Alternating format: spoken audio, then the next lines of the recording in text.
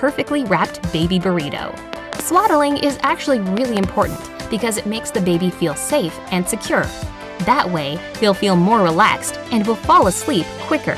And you know what that means? You can get some shut-eye too. 4.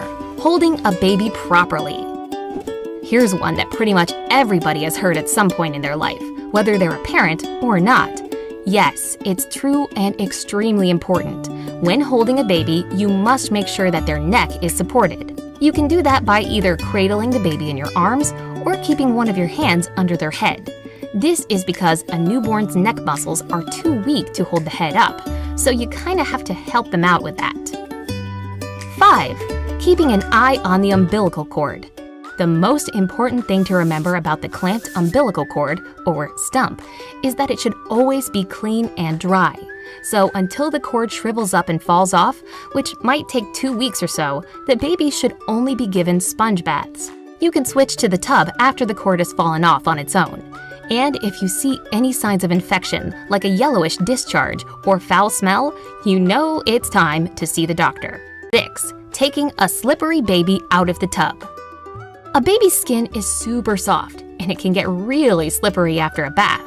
That's why it's extremely important that you be extra careful while removing the baby from the bathtub. I've learned that a safe way to do it is by grasping the baby under their arms using both your hands, while supporting their neck and head, of course. It's also worth noting that babies don't need baths every single day. Otherwise, their silky soft skin can get dried out and irritated. Most doctors recommend doing it about 3 times a week until your little tyke starts moving more on their own. You know, playing in sandboxes and whatnot. 7. Changing diapers. Here's a task any new parent will become a pro at in no time. I mean, it's not the most complicated thing in the world. You want to remove the soiled diaper and put a fresh, clean one in its place. But there are some important things to remember. For example, always wash your hands first and afterwards to prevent bacteria on your hands from getting onto the baby. Also, always wipe front to back. This will help prevent infection, especially for girls.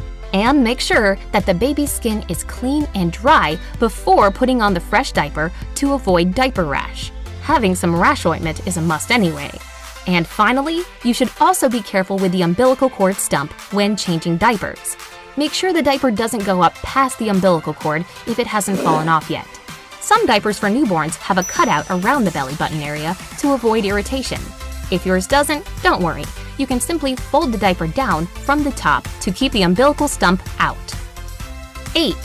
Feeding. If a mom can or chooses to breastfeed, then there are some helpful tricks when it comes to a baby's mealtime. As far as positioning goes, there are actually different ones, from the classic cradle to the lesser-known football hold. Moms can choose whichever way is more comfortable and safe for them and the baby. That's the most important thing. Also, if you have a sleepy newborn that tends to get tired and doze off while sucking, you can tickle their feet as they're feeding. This will ensure they don't fall asleep with an empty stomach. And if a baby's on formula, the pediatrician will give you all the instructions you need. Just don't assume that baby bottles always need to be warmed up like you see in the movies. And if you do decide to serve it warm, never use a microwave. It can create hot spots that you might not catch while testing it on your wrist. A pot of warm water will do just fine. Also, don't shake the bottle too much. That's a one-way ticket to a really gassy and uncomfortable baby. 9. Baby massages. Who doesn't like a good massage? I know I do, and my baby loves it too. But for a newborn, it's even more important because it makes their bones and muscles stronger. Not to mention, it's an amazing way to bond with your little one. All you have to do is lay your baby on a towel that's placed on a comfortable surface, like a bed. Always massage using a vegetable-based oil. Start with the legs, followed by the arms, then the chest, and finally, the baby's back. 10. Bonding.